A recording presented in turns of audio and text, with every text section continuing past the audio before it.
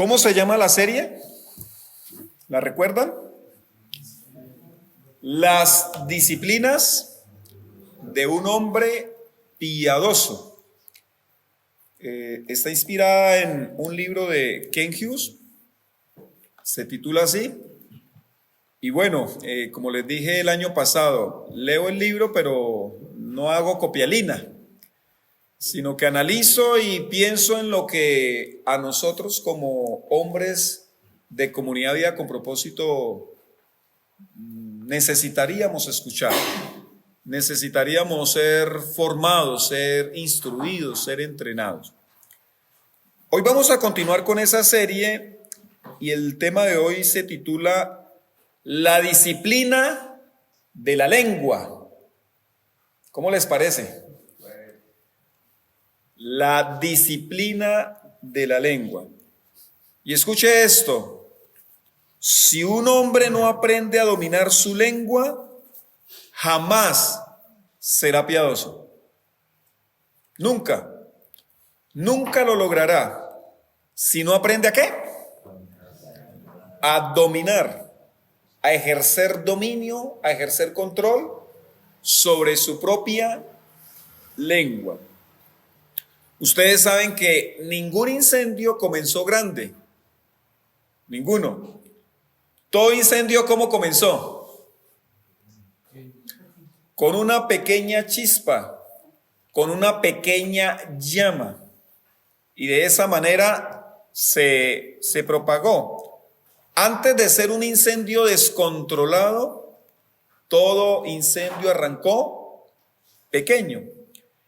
Y justo eso es lo que pasa con los problemas que tienen que ver con la lengua. Arrancan con una pequeña palabra. Los grandes problemas arrancan con una pequeña mentira, con una pequeña ofensa, ¿cierto? Es lo que dice precisamente Santiago, el hermano del Señor. Santiago capítulo 3, versículos 5 al 6 dice: así también la lengua es un miembro muy pequeño del cuerpo, pero hace alarde de grandes hazañas. Imagínense qué gran bosque se incendia con tan pequeña chispa. También la lengua es un fuego, un mundo de maldad entre nuestros órganos. Contamina todo el cuerpo y encendida por el infierno, prende fuego a todo el curso de la vida. ¿Cómo ven la descripción que hace Santiago de la lengua? ¿Qué piensan? No, esa última parte es encendida por el infierno. Encendida por el infierno. De hecho, hay una palabra para calumniador, ¿no? Uno de los pecados de la lengua. En el griego, ¿saben cómo es calumniador? ¿Lo recuerdan? ¿Ya se les olvidó? Diabolos. Es el término griego para calumniador. O sea que los pecados que tienen que ver con la lengua, no deberíamos considerar los pecados pequeños o menores o suaves.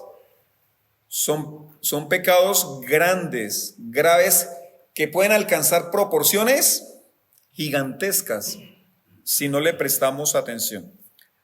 También Santiago, escribiéndole a cristianos, bueno, ustedes saben que la carta de Santiago, como todos los libros de la Biblia, fueron escritos para el pueblo de Dios, ¿cierto? Y obvio, para hacer luz a todo el mundo. Pero sus receptores iniciales, primarios, son el pueblo de Dios. Y escribiéndole a los cristianos, Santiago habló sobre la inutilidad de la religión si no va acompañada de una lengua piadosa.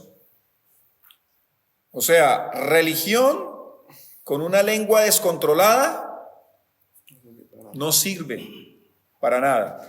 Leámoslo, Santiago 1:26. Si alguien se cree religioso, pero no le pone freno a su lengua, se engaña a sí mismo y su religión no sirve para nada. Uf, fuerte, ¿no? Pero muy claro. Y aquí Santiago nos está mostrando qué es lo que hay que hacer con la lengua. ¿Qué es, amado? Ponerle freno o dominarla. Controlarla, diríamos nosotros. Pero también aquí Santiago dice qué es lo que sucede en aquel hombre, hoy les estamos hablando a hombres, que, bueno, es como consagrado, es juicioso en venir a los cultos, es juicioso en los hábitos espirituales, pero es deslenguado. ¿Qué dice Santiago con respecto a un hombre así? No dice que está engañando a la comunidad de creyentes. No dice que está engañando al pastor o al líder. Dice que esa persona se está engañando a sí misma. ¿Qué significará eso? ¿Ustedes qué creen? ¿Qué tenía en mente Santiago cuando escribió que tal persona se engaña a sí misma? Piensa que va para el cielo perdido. Muy bien. Esa persona se dirige al infierno. No es casualidad que aquí hable de la lengua en el capítulo 1 y diga que esa religión no sirve para nada, que es un autoengaño, y posteriormente diga que la lengua es encendida por el infierno.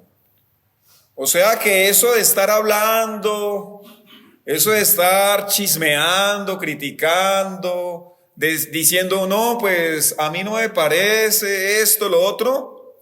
Amados, eso no es propio de un cristiano. Y no serían conversaciones que estén siendo influenciadas por el Espíritu Santo de Dios que habita en ¿quiénes? En los creyentes, en los cristianos genuinos.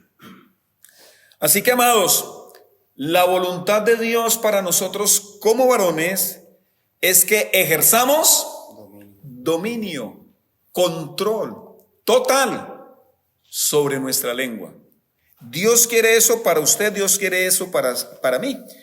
Y debemos dejar de creer, porque ese también es un problema nuestro de los varones, creer que el problema de la lengua es exclusivo de las viejas o de las mujeres.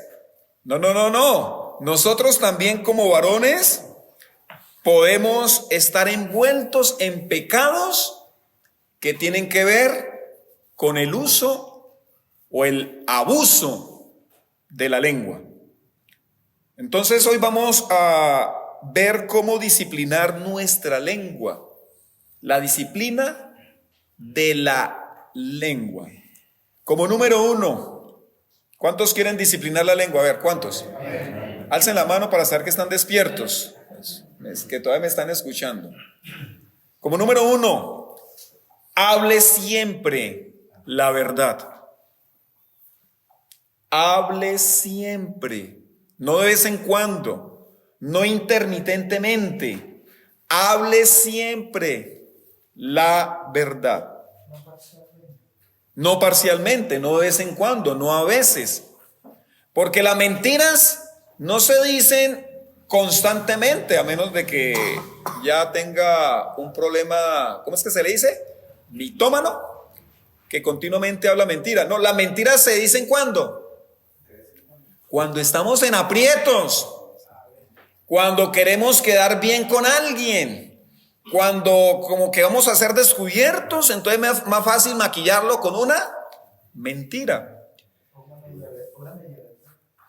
O una media verdad que es una mentira completa.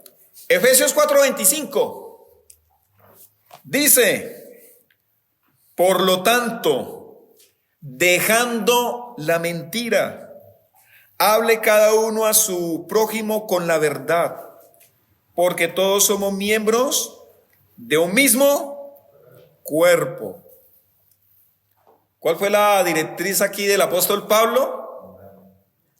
Dejando la mentira. ¿Qué hay que hacer con la mentira? Hay que dejarla. ¿Por qué Pablo diría eso? Dejando la mentira. Que está la potestad de dejarla. Muy bien. Porque está arraigado.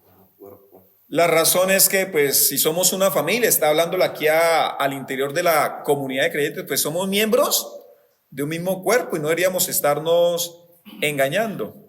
Pero yo también veo en ese verbo dejándola, es que como que nos acompaña. Hace parte del tapete. Como que todos cuando llegamos a Cristo, todos cuando nos convertimos a Cristo, tenemos ese pecado en común. El pecado de la mentira. Podríamos decir que la mentira es como esa, como iría a cantar, es como esa zorra pequeña que echa a dañar o a perder toda la viña. La mentira es esa zorra pequeña que no deja que muchos cristianos avancen. La mentira es esa zorra pequeña que no deja que muchos cristianos, varones, den fruto. Los tiene ahí frenados, los tiene ahí limitados. Algunos, preocupantemente, están habituados a la mentira. O sea, la mentira se les ha vuelto costumbre, hábito. Hay cristianos, tristemente hay que reconocerlo, que mienten por deporte. Para todo dicen mentiras. No hay conversaciones que hagan sin mentir. Yo creería de tales cristianos que están muy lejos de Jesús, pero muy lejos. ¿Por qué? Porque Jesús es la luz y la verdad. O sea, amados, no podemos ser cristianos si somos mentirosos. No podemos. Si vamos a seguir a Jesús, tenemos que tomar la directriz de Pablo. Dejen la mentira, dijo aquí el apóstol. Otros cristianos usan la mentira, como dijimos anteriormente, esporádicamente. O sea, no es que a toda hora estén mintiendo, sino de vez en cuando. Sobre todo cuando quieren evitar problemas con otros. Cuando quieren quedar bien con otros. Generalmente, ¿a quiénes les sucede? En el caso de los varones, a los casados. ¿A quién le mienten los casados, los varones casados? A la mujer. ¿Por qué le mienten los varones casados a su esposa? ¿Por qué? Ay, es que si le digo la verdad va a empezar a pelear, va a empezar a decir. Amado, cuando un hombre acude a la mentira para quedar bien con los demás, está prefiriendo quedar mal con Dios. Y esa es una disyuntiva que nosotros vamos a enfrentar. O quedo bien con las personas, quedando mal con Dios, o asumo, prefiero quedar mal con las personas, pero quedar bien con el Señor. Qué desafío de hablar la verdad. Pablo le dice a los efesios que dejen la mentira y dice que la mentira es el ropaje de la vieja naturaleza. O sea, el hombre antes de Cristo es mentiroso por naturaleza. Cuando se convierte a Cristo, Cristo es la luz, Cristo es la verdad. Y va a batallar contra la mentira, literal, va a batallar. O sea, no va a continuar en la mentira, va a ver la mentira como algo a rechazar. Cristiano que continúa en la mentira, entonces vive en harapos. No se ha quitado su ropaje viejo. Disciplínese, amado, a decir la verdad, pase lo que pase. Quizá vamos a experimentar algunas vergüenzas, probablemente, pero ¿cómo estaremos delante de Dios? Con confianza. Tendremos confianza delante de Dios. En medio de las dificultades o cuando nosotros fallemos, vendrá la tentación de mentir para quedar bien. Decidamos, amados, hablar la verdad. Decidamos decir la verdad. Recordemos que Dios, ¿a quienes honra? A los que lo honran. Y cada vez que hablamos la verdad, estamos honrando a Dios. A propósito, cuando hablamos mentira, ¿a quién honramos? Al padre de la mentira, a Satanás. O sea que no es un pecado de poca monta, ¿cierto? Un hombre mentiroso jamás será piadoso. Jamás. No puede serlo. O sea, es antinatural que un hombre piadoso viva o practique la mentira. Número 2. ¿Cuál es el número 1? Para controlar la lengua.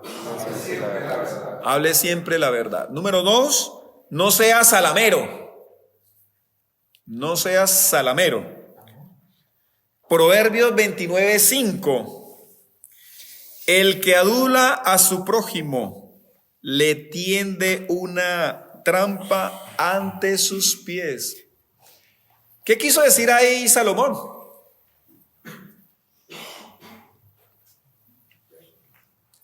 Se lo repito, el que adula a su prójimo le tiende una trampa ante sus pies.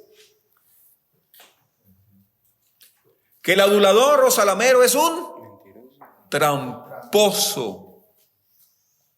No es alguien digno de confianza, no es alguien de fiar. Esta es una práctica bastante aceptada en el mundo, la salamería, pero debe ser rechazada por nosotros los cristianos, por los que creemos en Jesús. Dios quiere que erradiquemos esa práctica de dar elogios que no se sienten o que no son sinceros. ¿Con el propósito de qué? Bueno, porque la salamería tiene propósito, ¿no? Con el propósito de sacar algún provecho. O sea, el salamero es un actor, ¿cierto? Sabe fingir lo que quiere. Sabe fingir algunas cosas porque quiere alcanzar algo. Y va a fingir pues hasta que lo alcance. En otras palabras, la salamería o adulación es otra forma de mentira para nuestro beneficio. Una pregunta: ¿a cuántos aquí les gustaría que los adularan? Que le dijeran cosas bonitas.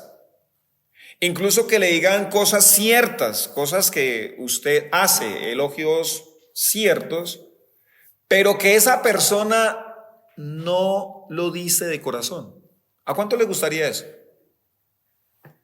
Máxime que usted sepa o se entere que detrás de ese elogio falso es porque hay un móvil oculto, es porque hay un interés. Yo creo que la salamería o la adulación no le gusta recibirla a nadie. Por esa razón nosotros debemos cuidar nuestra boca, nuestra lengua, de decirles cosas a las personas simplemente para aparentar o simplemente para ganar algo de ellos. Deberíamos cuidarnos, porque a nosotros tampoco nos gustaría que nos hicieran eso, ¿cierto? Pero en cambio, amados, podemos decidir y disciplinarnos a elogiar sinceramente a las personas. O sea, el elogio no es malo. ¿Qué es lo malo? El elogio interesado o falso, el que busca sacar provecho de la otra persona. Podríamos y debemos elogiar a otros, ¿con qué propósitos? animarlos, motivarlos, reconocerles, para que continúen por ese camino, para que sigan avanzando. Decida usted elogiar sinceramente a su esposa. Elógiela. No solamente elógiela cuando quiere algo de ella, en la noche, porque eso también es una forma de ¿qué? Adulación, salamería. ¿Qué podría pensar la esposa? Que de hecho algunas esposas piensan eso. Oiga, este miserable solo me dice cosas bonitas cuando quiere que tengamos intimidad. Eso es ser salamero. Eso es ser adulador. Qué bonito que usted le diga, amor, gracias, quedó riquísimo el almuerzo. Claro, si quedó feo no le vaya a mentir. Pero si quedó rico, reconózcaselo. Reconózcaselo. Si le quedó feo, quédese callado, ¿cierto? No le vaya, no, es que yo soy tan sincero, pues preferirle que usted no arme un problema, ¿no? Usted, amor, ¿cómo quedó? Usted hace así, ¿no? Y se queda callado, ¿no?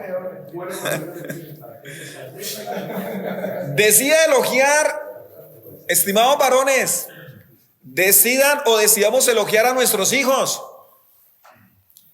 A nuestros hijos hay que corregirlos, por supuesto.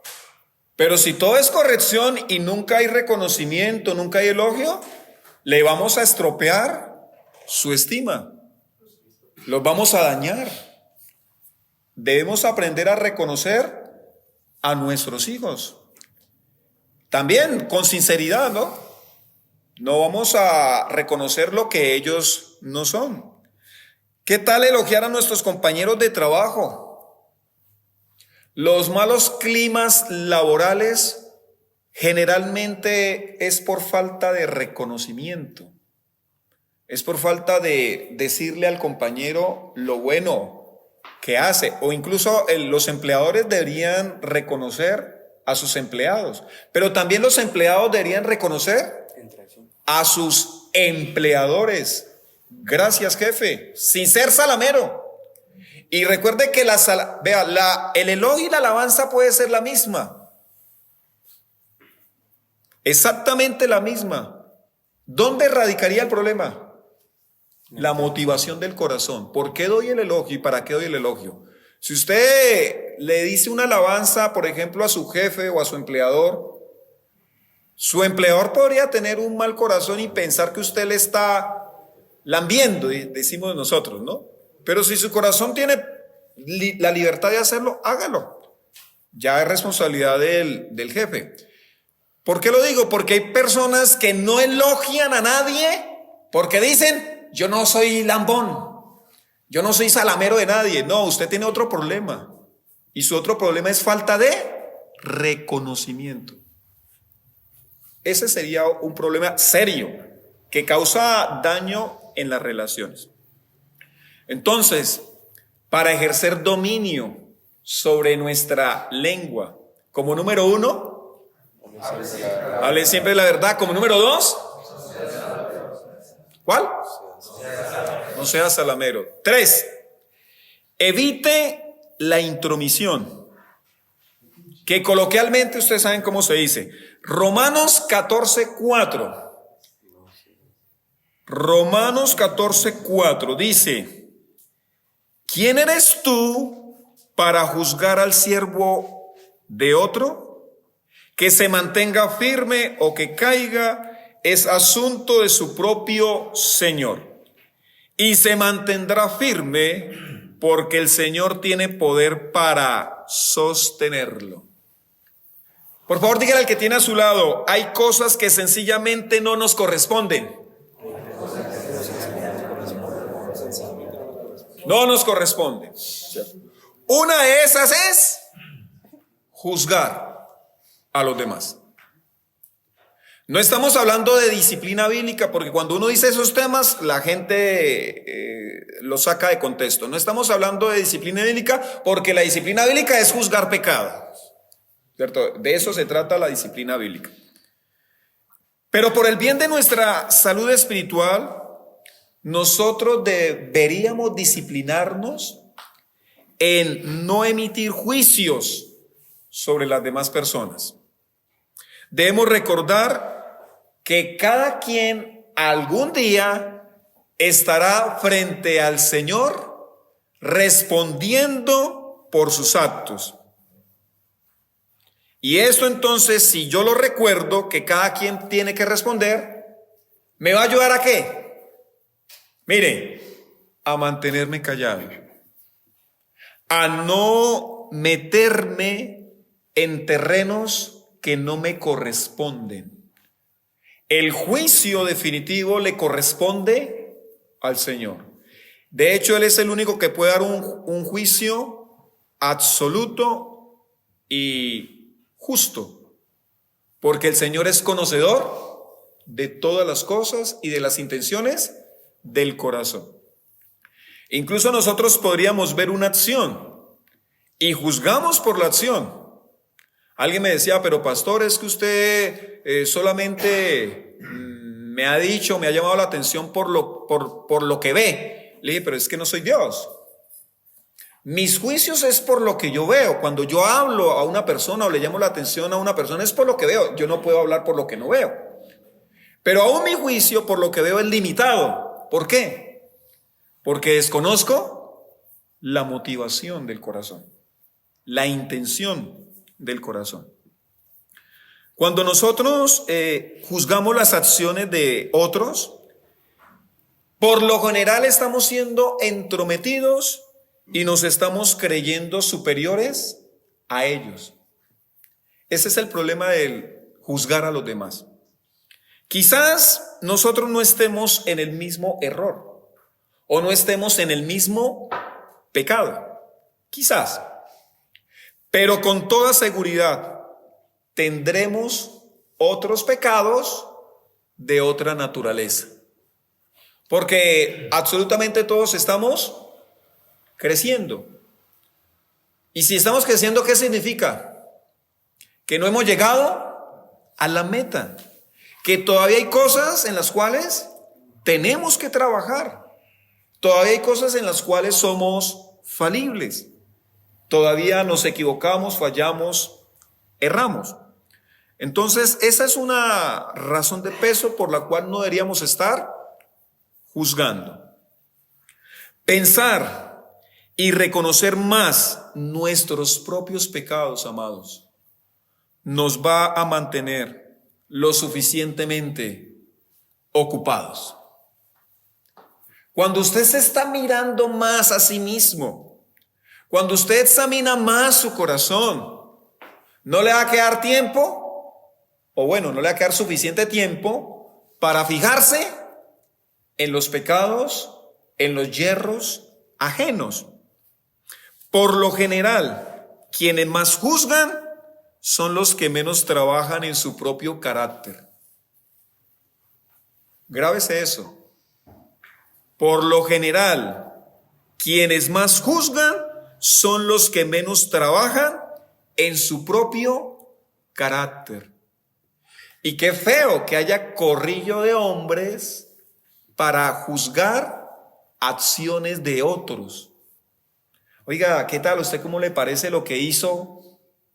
Cuando hay hombres así, significa ya que su carácter no es tan santo, tan piadoso, tan puro. A ver, recapitulemos. Para controlar nuestra lengua, 3 acciones hemos visto. La primera, hable siempre la verdad. Segunda, no sea salamero. Tercera, muy bien. Cuarta, abandone las groserías. Abandone las groserías. Yo estaba hace muchos años en un parqueadero que administraba don Aurelio y llegó un señor como de unos 70 años. Tengo la imagen de ese señor que había sido cristiano de una iglesia donde don Aurelio había asistido y lo conocía, pero muchísimos años. Y cuando yo escuché decir una palabra soez a ese hombre, yo no podía pensar que él era cristiano. así como si nada, una palabra castiza, baja. Es como este hombre, tremendo, o sea, ¿por qué habla de esa manera? Efesios 4:29 dice: eviten toda conversación obscena. Por el contrario, que sus palabras contribuyan a la necesaria edificación y sean de bendición para quienes escuchan. A mí me parece muy triste que todavía haya cristianos groseros, boquiflojos y mal hablados. Sí, todavía los hay. Hay cristianos que parecieran literal del mundo, en los colegios, universidades o puestos de trabajo. ¿Qué pasó? Y lanzan la grosería, así se saludan, como se saludaría cualquier hombre del mundo. ¿Qué pasó? Y lanzan la palabra soez. Uy, terrible. Terrible, me parece algo delicado. Yo creo que tales cristianos no son embajadores del reino de Dios. No, pues ¿cómo van a ser buenos embajadores del reino de Dios? Para vergüenza de muchas iglesias, algunos de sus miembros no han sido capaces de abandonar las malas palabras. Diga, qué vergüenza. Qué vergüenza. Pablo dice que con nuestras palabras, ¿qué es lo que debemos hacer en ese versículo de Efesios 4:29? Edificar. ¿Y qué más? Bendecir. Entonces contestémonos. Por favor, piensen en sus conversaciones habituales. Sus conversaciones, sus palabras, ¿edifican y bendicen? ¿O destruyen y maldicen? Debemos contestarnos esa pregunta. Efesios 5:4, escuche lo que dice. Tampoco debe haber palabras indecentes, conversaciones necias, ni chistes groseros, todo lo cual está fuera de lugar. Haya más bien acción de gracias. Aquí Pablo le está hablando a cristianos, los está corrigiendo. Yo siempre he pensado que cuando hay este tipo de mandamientos, significa que había este tipo de pecados al interior de la iglesia. ¿Y cuáles son las directrices aquí del apóstol Pablo? ¿Cuáles? 3. ¿Cuál es la primera? Quiten de ustedes las palabras indecentes. Amado, ¿usted todavía dice groserías? ¿De vez en cuando se le escapan? No, pues como les contaba, iba un pastor con uno de los miembros de la iglesia y de repente pasó algo y ¡fum! Dijo una grosería. Y el pastor le dijo, ¿qué? ¿Qué le pasó? Dijo, uy, no, pastor, es que se me salió. Y el pastor le contestó, ¿y es que las tiene almacenadas? Porque a uno le sale, pues valga la redundancia, lo que tiene adentro, lo que está en el interior.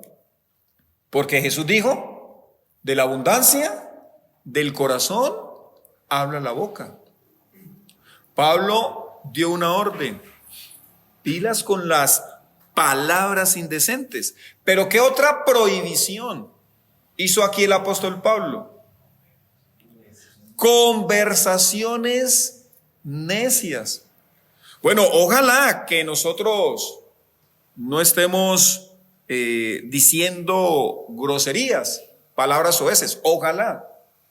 Pero ¿será que podríamos dejarnos llevar por charlas inútiles que no sirven ni aportan nada para nuestra vida ni para quienes nos están escuchando? ¿Será que en el comedor de la casa hay conversaciones necias? ¿Será que cuando hablo con mi esposa o con mis hijos estoy incitando a la conversación necia, a la conversación inútil, a la conversación que no sirve para nada? ¿Y cuál fue la tercera prohibición del apóstol Pablo? Él prohibió los chistes groseros. Amado, estimado varón, si usted ríe o sonríe ante chistes groseros, los está aprobando. Cuando usted ríe, usted está aprobando eso que se dijo. Esa maldad, ese doble sentido lo está aprobando. Pero si usted es el que cuenta chistes groseros, los está exaltando y propagando.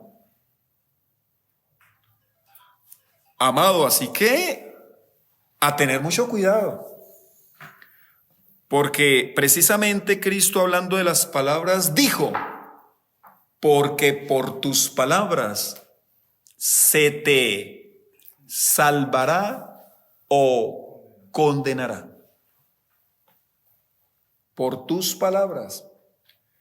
O sea que en el día del juicio, que no pasemos vergüenza. En el día del juicio, en el día del tribunal de Cristo. Repasemos. Número 1, para controlar la lengua, nosotros como varones, hable siempre la verdad. 2, no sea salamero. 3, evite la intromisión. Número 4, abandone las groserías. 5, pilas con la crítica y murmuración. Pilas con la crítica y la murmuración. Versículo clásico, Números 12 del 1 al 2. Moisés había tomado por esposa a una mujer cusita.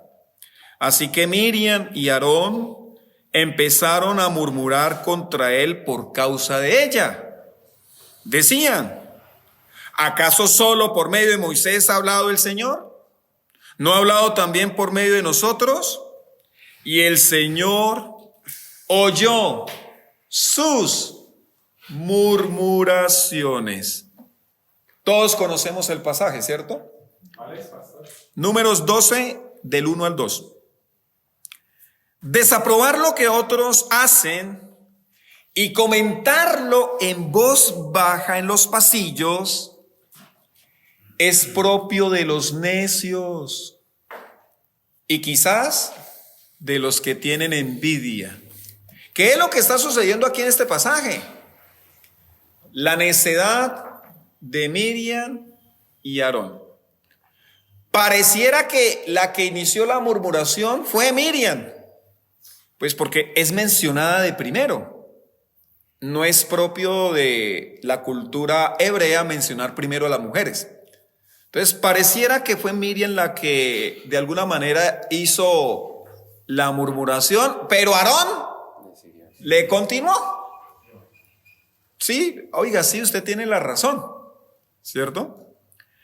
Aquí en este caso, en el de Miriam y Aarón, era porque había un descontento con una acción, una decisión que tomó Moisés, ¿cierto? Y entonces su descontento lo llevó a despacharse a espaldas de Moisés. Ellos tenían algo atragantado, ¿sí o no? Porque bueno, ahí no dice, oiga, Moisés, ¿por qué se metió con esta mujer? Si no es del pueblo, sino que se meten con el ministerio de él, ¿no?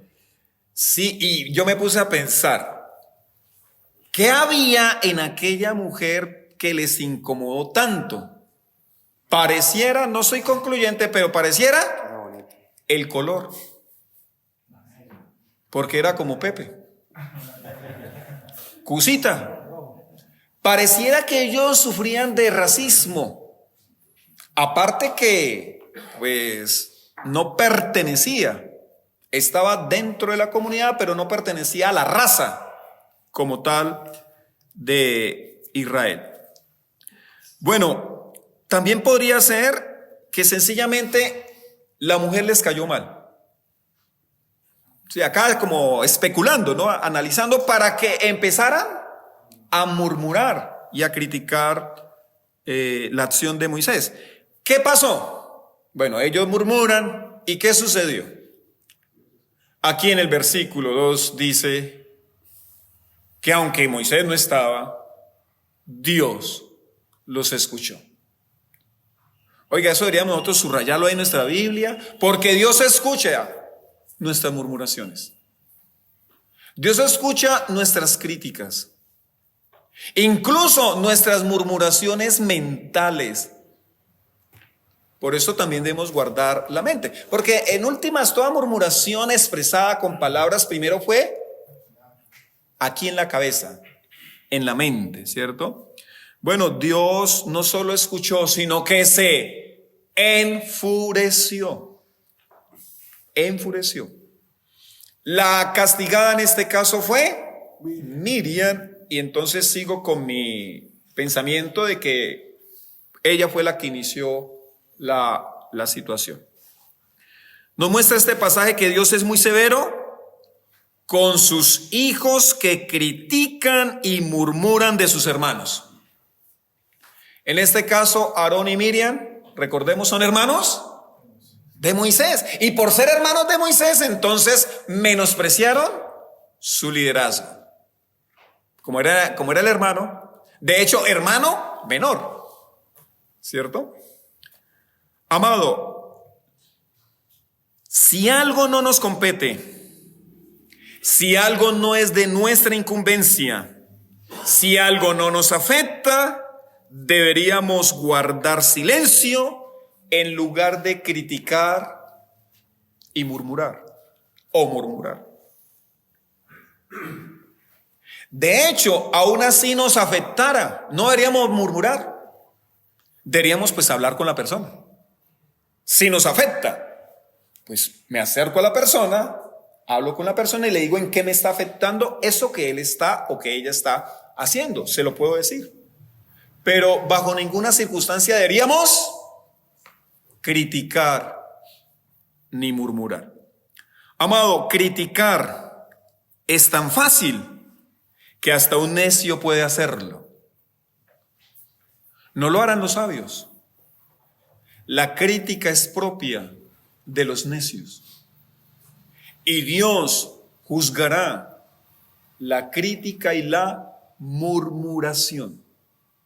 Dios lo juzgará. Que Dios nos ayude, ¿no? A mí me gusta más hablar de frente. De frente. Si algo no me gusta, yo prefiero hablar con la persona de frente. No me gusta a espaldas de la persona. Se lo digo. Prefiero decírselo. Cuidémonos y cuidemos la unidad de la iglesia, porque por la crítica y la murmuración es que el maligno encuentra luces para meterse dentro de las congregaciones a causar daño. Sabemos nosotros que el ejemplo más grande de un hombre piadoso que dominó su lengua es nuestro Señor Jesucristo. En lugar de destruir, en lugar de dañar con su lengua, Él dio vida con sus palabras. Nosotros vivimos por las palabras de Cristo. Nos dio vida, nos edificó, nos bendijo con sus palabras. Cierro con esto.